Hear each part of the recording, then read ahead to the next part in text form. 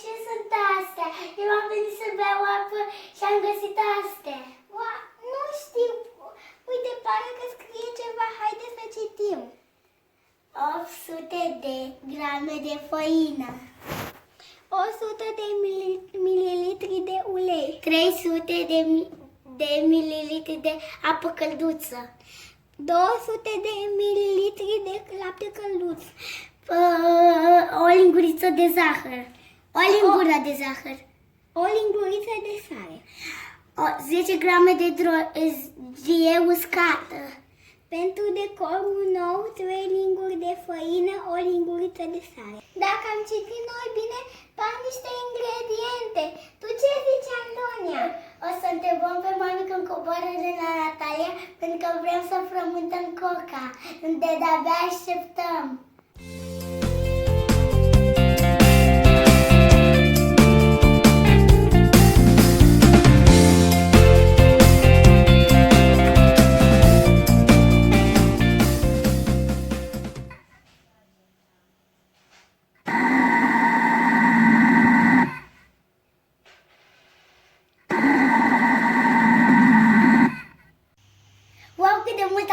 Petra, vrei să gustăm?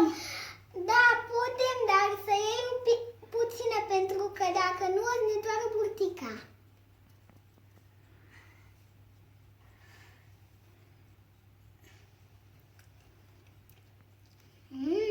Ce bun a fost!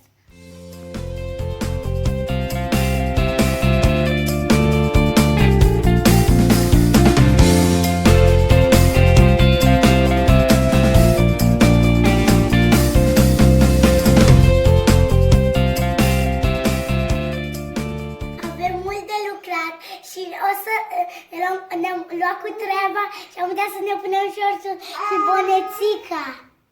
Da, trebuie să purtăm bonețică ca să nu ne intre părul în mâncare, pentru că noi avem părul lung.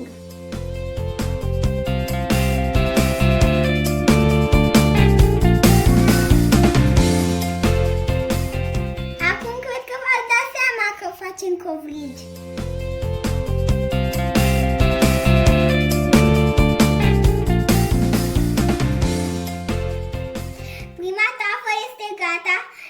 Acum o punem la cuptor, dar înainte să o punem la cuptor, haideți să vedem cât ne-au ieșit. 1, 2, 3, 4, 5, 6, 7, 8 covrigei.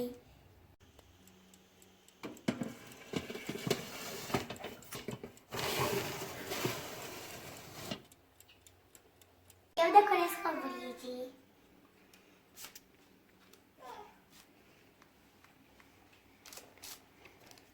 Iar eu pun semințe.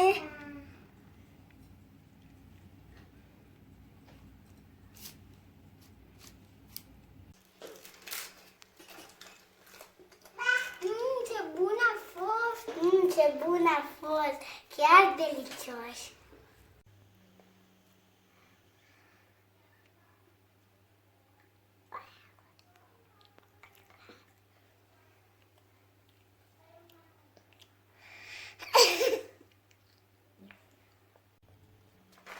Covrigii noștri sunt gata. Am reușit să facem 15 covrigi și 6 codițe. Poftă bună! Pe mine mă cheamă Antonia. Pe mine Petra. Meștereală fără plictiseală.